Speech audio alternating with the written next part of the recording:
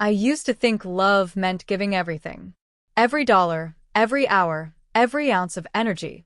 I believed that if I just gave enough, if I worked harder, sacrificed more, my daughter would grow up grateful, kind, and strong. But I was wrong.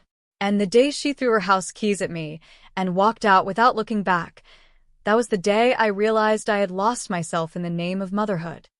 My name is Linda. I'm a single mom from Austin, Texas. And this is the story of how I gave everything to my daughter Madison until she threw it all away. If you're a parent, or even just someone who's ever loved too deeply, this story might hit home harder than you expect.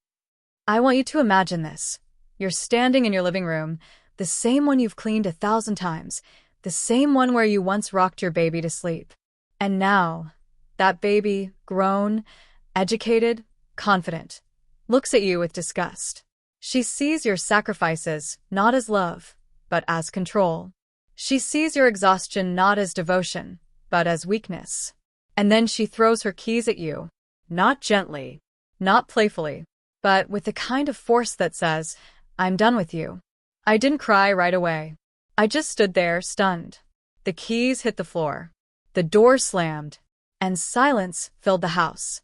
That silence was louder than any scream. It echoed through the walls, through my bones, through every memory I had of raising her. I had given her everything, and now I had nothing. But this isn't just a story about heartbreak. It's a story about rediscovery, about boundaries, about what happens when a mother finally says, enough. So grab a cup of tea, settle in, and let me take you through the journey that changed my life. Because sometimes the hardest thing a mother can do is let go. Before I was a mother, I was a dreamer. I wanted to be an artist. Not just someone who painted for fun, but someone whose work hung in galleries, whose brushstrokes told stories.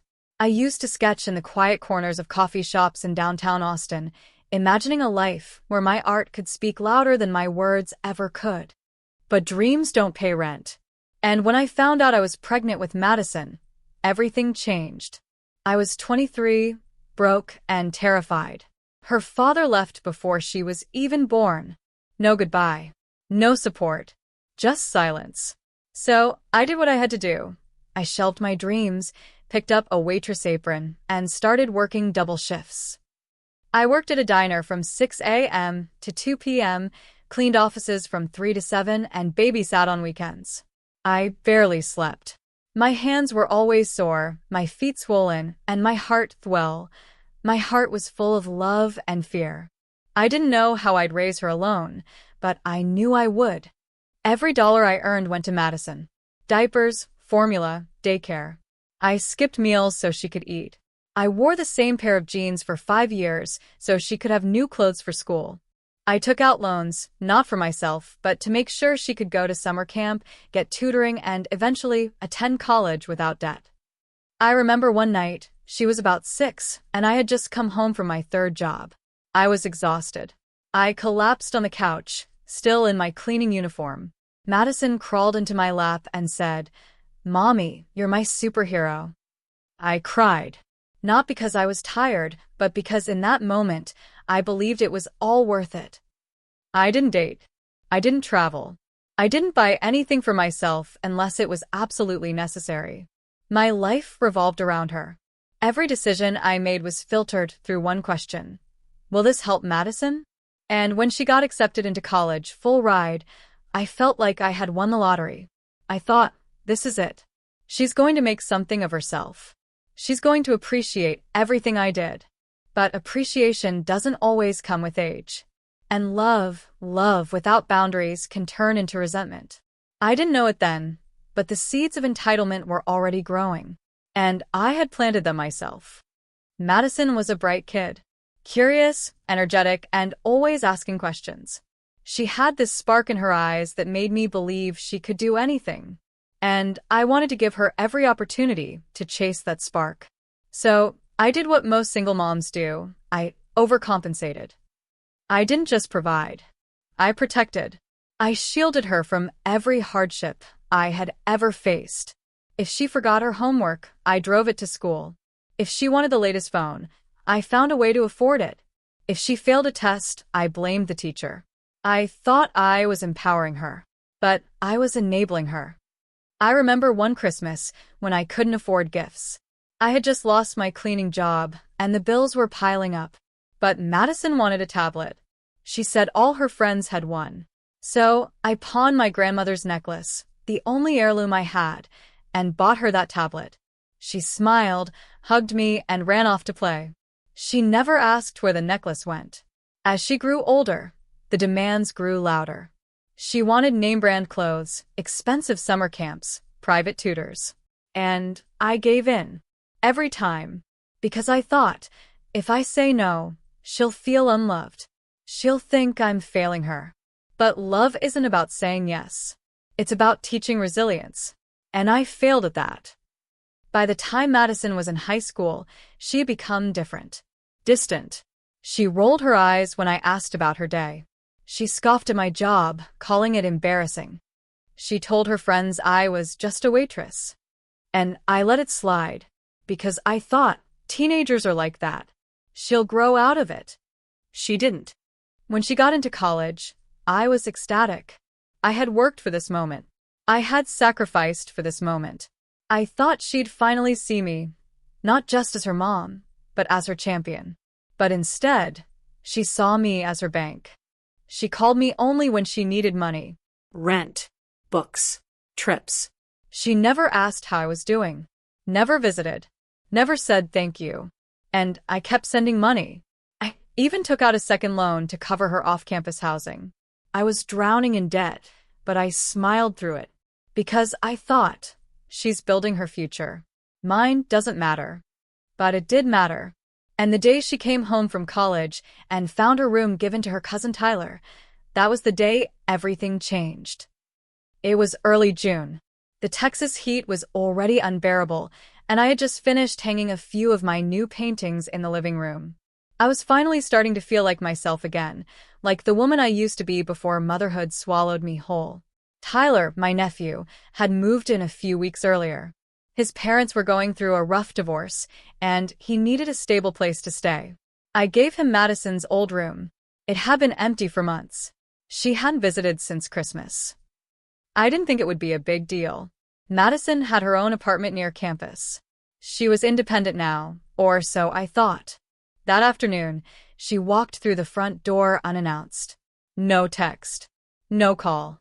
Just the sound of her suitcase wheels scraping across the hardwood floor. I turned around, smiling, ready to hug her. But her face was ice. "Where's my room?" she snapped. I blinked. "Tyler's staying here for a while. You can take the guest room." "You gave away my room?" she interrupted, her voice rising. "To him? Are you serious?"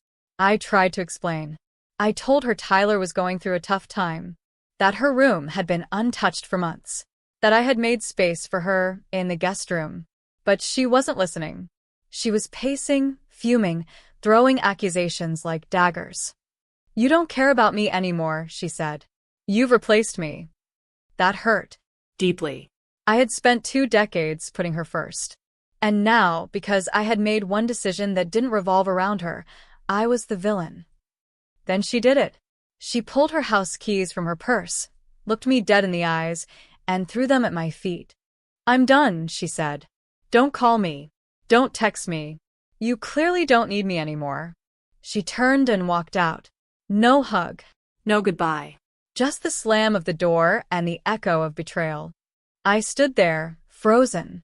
The keys lay on the floor like a broken promise. Tyler came out of the kitchen, eyes wide, unsure of what to say. I picked up the keys, held them in my hand, and felt something shift inside me. For the first time in years, I didn't chase after her. I didn't beg. I didn't apologize. I just let her go. That night, I sat in my studio and stared at a blank canvas. My hands trembled. My heart ached. But my mind was clear. I had spent my life giving. Now it was time to reclaim. I made a decision. No more loans. No more rent payments. No more funding her master's degree. If she wanted to be independent, she would have to earn it. It was the hardest decision I've ever made. but it was also the most necessary. The morning after Madison left, the house felt hollow. Not just quiet, but emotionally vacant. I walked past her old room, now Tyler's, and paused. The posters were gone. The makeup clutter, the piles of laundry, the scent of her perfume, all replaced by Tyler's guitar and textbooks. It was surreal, like she had never lived here. I made myself coffee and sat in the backyard. The sun was rising over the Austin skyline, and for the first time in years, I didn't have a to-do list. No errands for Madison. No bills for her tuition. Just me. And that scared me. I didn't know who I was without her.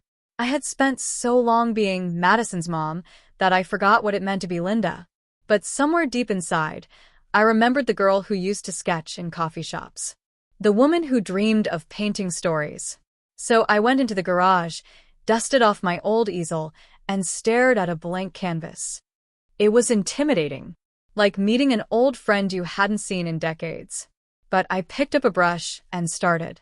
The strokes were shaky at first, but then they flowed. I painted for hours. I forgot to eat. I forgot to check my phone. I was lost in color, texture, emotion. That night, I slept better than I had in years. Painting became my therapy.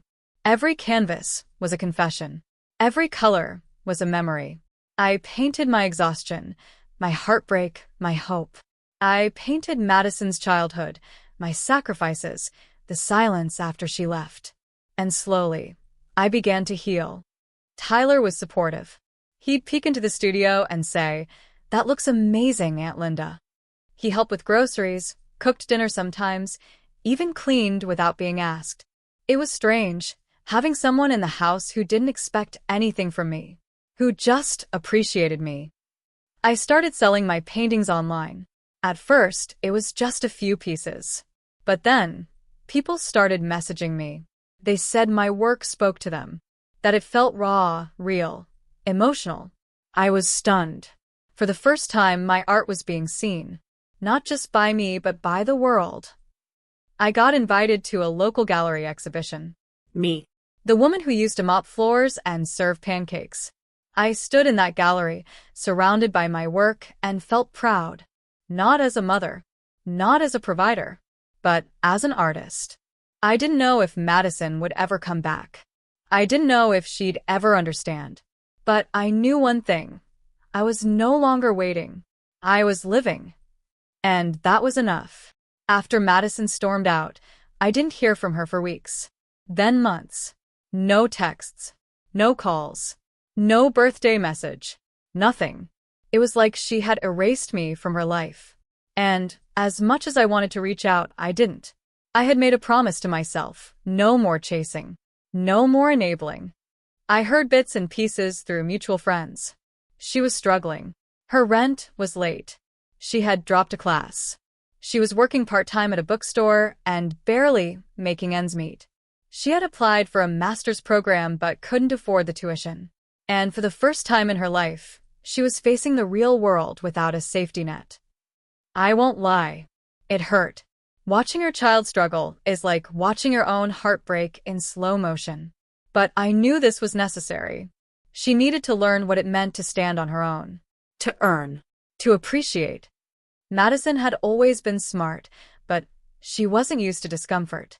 She wasn't used to hearing no. And now, the world was saying it to her over and over again. She moved into a tiny studio apartment. No air conditioning. No dishwasher. She sold her designer clothes online just to pay for groceries. She started walking to work because her car broke down and she couldn't afford repairs. I remember seeing a photo of her on social media. She looked tired. Not just physically, but emotionally. The sparkle in her eyes was dim. And for the first time, I saw a glimpse of humility. She started posting quotes about growth, resilience, forgiveness. She shared articles about toxic entitlement and the importance of boundaries. I didn't know if they were for her followers or for herself.